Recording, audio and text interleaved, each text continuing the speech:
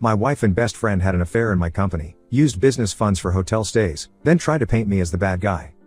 I met Tom during our college days at a tech startup event. We instantly clicked over our shared passion for innovative technology solutions. After graduation, we both took corporate jobs but kept dreaming about starting our own company. We spent countless weekends brainstorming ideas and planning our future venture. 5 years ago, we finally took the plunge. I sold my car, emptied my savings account, and even borrowed money from my parents to invest in our startup. Tom also put in his savings, though it was less than what I contributed since he had some family obligations. We didn't care about the uneven investment because we trusted each other completely. The first 2 years were incredibly challenging. We worked from my garage, took no salary, and lived on ramen noodles. But we believed in our product, a specialized software solution for small businesses. Tom handled sales and marketing while I managed the technical development. Slowly, we started gaining clients and built a solid reputation in the industry. I met Jenny at a client's office where she worked as an HR manager. We dated for a year before getting married. Tom was my best man and gave a touching speech about our friendship and how happy he was to welcome Jenny into our family. When our company grew enough to need an HR department 3 years ago, Jenny was the obvious choice to lead it. She had the experience and understood our company culture. Looking back, that decision changed everything. The first signs of trouble appeared about 6 months ago. Jenny started working late more often, saying she needed to handle sensitive HR issues. She became very protective of her phone and would quickly lock it whenever I came near. At first, I thought she was just being professional about employee confidentiality. Tom and Jenny began having frequent closed-door meetings in his office. Sometimes these meetings would last for hours.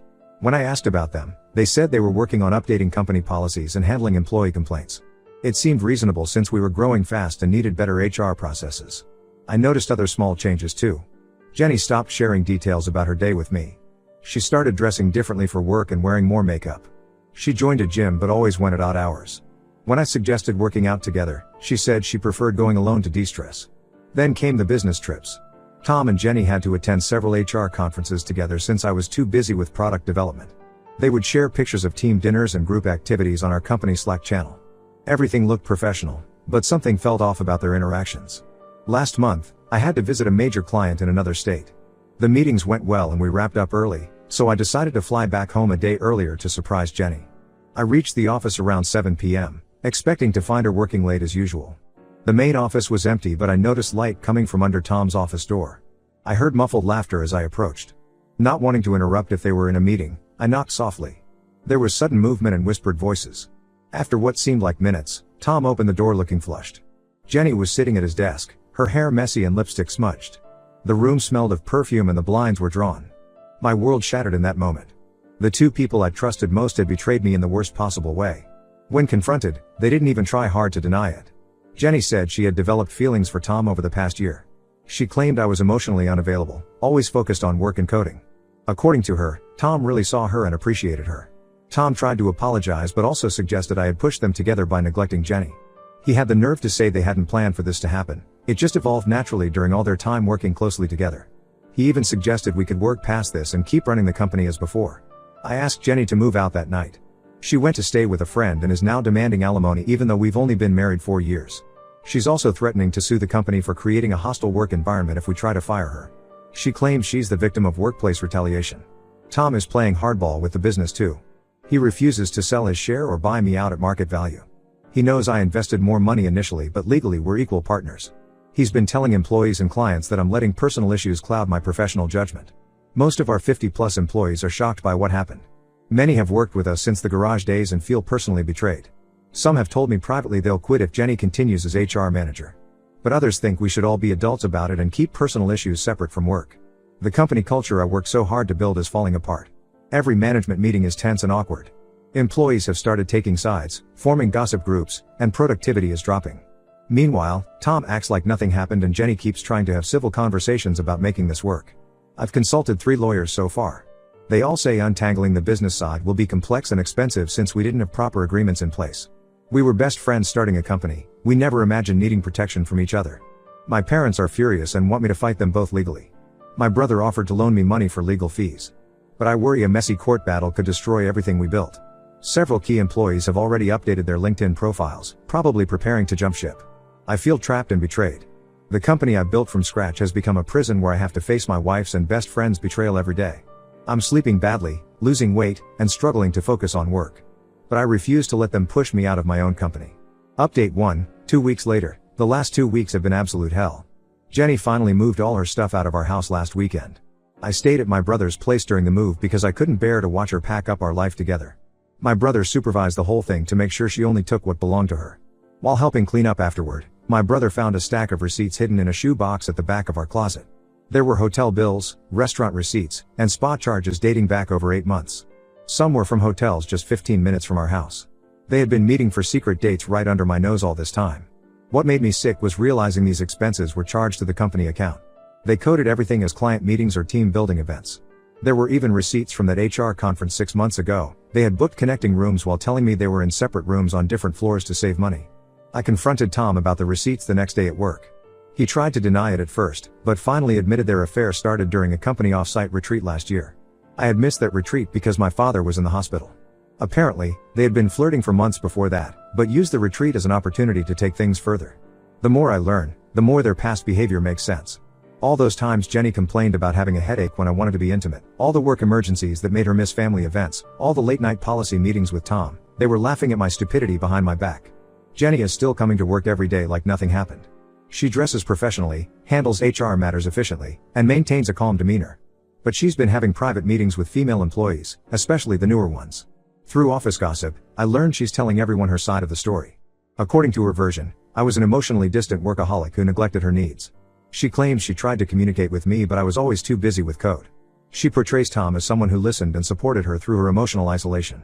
Some people are actually buying this narrative.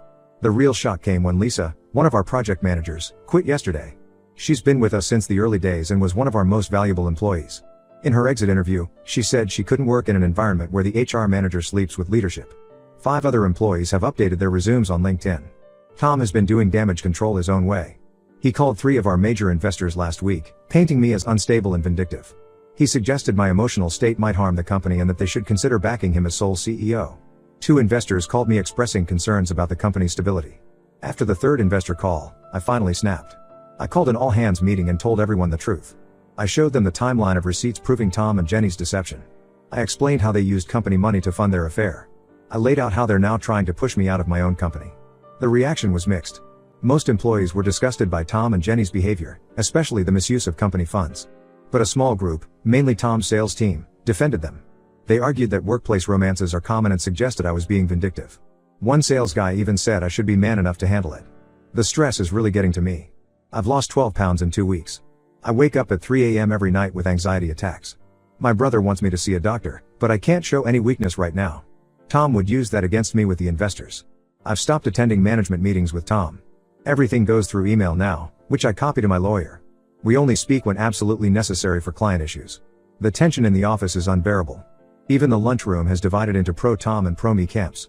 Jenny tried to corner me in the parking lot yesterday. She was crying, saying she never meant to hurt me and that she still cares about me. She claims she and Tom are genuinely in love and asked me to find it in my heart to forgive them. I just walked away. Her tears might work on others, but I keep remembering those hotel receipts. My lawyer says we need to be strategic. Firing Jenny would likely trigger a lawsuit, which could scare away investors. Buying out Tom would be expensive and he's unlikely to agree to a fair price. Meanwhile, our biggest product launch of the year is approaching and the development team is behind schedule because of all the drama. I never imagined my life would turn into this corporate soap opera. The company I built from nothing has become a battlefield. My marriage is over. My best friend is now my enemy. Half my employees are updating their resumes. And I have to somehow keep this ship afloat while fighting a war on all fronts. Update 2, 1 month later. Last week changed everything when I received an anonymous email from someone claiming to be a former employee at Tech Pro Solutions, where Tom and Jenny worked before joining my company. The email said this wasn't the first time they'd done this, they had an affair at Tech Pro too, which ended with Jenny leaving her then husband Mark. I spent several days investigating this lead. Through LinkedIn, I found and reached out to some former Tech Pro employees. Most ignored me, but one agreed to talk. Sarah, their former office manager, filled me in on the whole story. Jenny was married to her college sweetheart Mark and had been at Tech Pro for 3 years when Tom joined as sales director. According to Sarah, Tom and Jenny started getting close during company events. They had the same pattern, late night meetings, business trips together, hushed conversations that stopped when others enter the room. Mark apparently had no idea. He would drop off lunch for Jenny at work, bring her coffee in the mornings, and attend all company events to support her. Everyone at Tech Pro felt horrible for him. He was completely devoted to Jenny while she was sneaking around with Tom. The affair came out when Mark surprised Jenny at work for their anniversary and found her with Tom in the conference room. The fallout was huge. Jenny filed for divorce the next week and moved in with Tom. But 3 months later, Tom broke things off once office gossip got too intense. He claimed it was damaging his professional reputation. This explains why they both suddenly left Tech Pro around the same time. Jenny was heartbroken and humiliated. Tom started looking for new opportunities, which is when he reconnected with me. When Jenny showed up later for the HR position at our company, Tom had assured me hiring her wouldn't be awkward since they barely knew each other from Tech Pro. When I confronted Jenny with this information, she broke down completely. Through tears, she admitted everything. She said after her divorce, she went through a deep depression. When Tom reached out 2 years later saying he'd made a mistake and still had feelings for her, she believed him. He pursued her after she joined our company, promising things would be different this time. I took all this information to our board of directors, including evidence of their pattern of workplace misconduct. The board was deeply concerned about potential liability issues. What if Jenny's ex-husband went public with the story? What if other employees sued for hostile work environment? Our company's reputation could be ruined. The board called an emergency meeting last Friday. Tom tried to do damage control by announcing that he and Jenny were in love and planning to get married. He claimed they wanted to handle things professionally this time and build a life together. The board wasn't impressed, especially after learning about their history of workplace affairs. The board suggested either Tom or I should step down to protect the company. They're concerned about the impact on employee morale, client relationships, and our upcoming funding round. We're currently negotiating terms, but Tom is demanding a much larger payout than his shares are worth. Meanwhile, 3 more employees quit this week. Our productivity has tanked. The development team is missing deadlines because they're distracted by all the drama. Client calls keep getting rescheduled because no one wants to work with Tom's team anymore. Jenny has stopped coming to the office, claiming she's working remotely due to a hostile environment. She's hired a lawyer who's threatening to sue for emotional distress and workplace harassment. The lawyer sent a letter claiming I'm retaliating against her for falling in love with Tom. I've had several sleepless nights thinking about how I missed all the signs. Tom and Jenny played me perfectly. They used my trust and friendship to hide their affair, just like they did to Jenny's ex-husband at Tech Pro. I was so focused on building the company that I didn't see what was happening right in front of me. The hardest part is facing my employees every day. They all know the story now, how their HR manager cheated on her first husband with Tom, how Tom dumped her when it got messy, and how they repeated the same pattern at our company. Some people look at me with pity, others with judgment for not seeing it sooner. I'm meeting with the board again next week to discuss next steps. My lawyer thinks we have a strong case if it goes to court, especially with the Tech Pro evidence. But litigation would be expensive and time-consuming.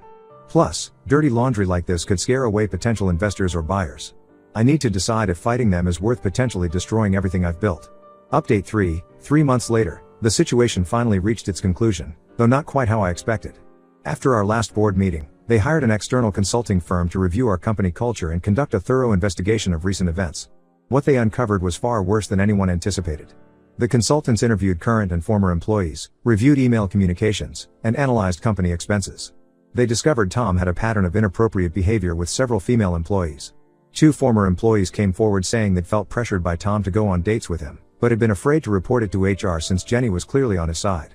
The investigation also uncovered that Tom had been secretly meeting with our competitors. Email records showed he'd been sharing proprietary information while trying to secure a position for himself and Jenny at a rival company. He was essentially trying to force me out while setting up his own exit strategy. When presented with this evidence, the board immediately asked Tom to resign. He tried to fight it, threatening to sue for wrongful termination.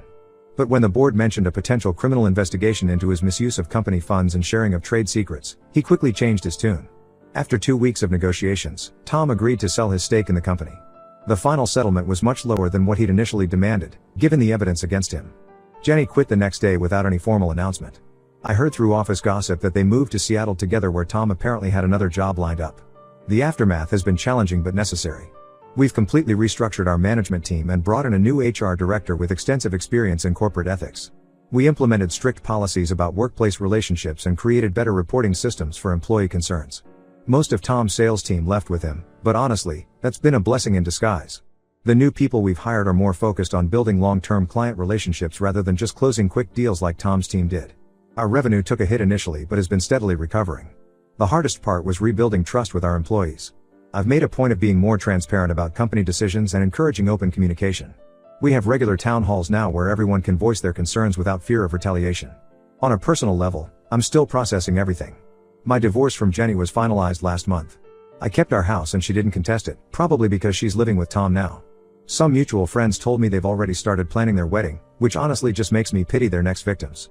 Looking back, I can see how naive I was to trust them both so completely.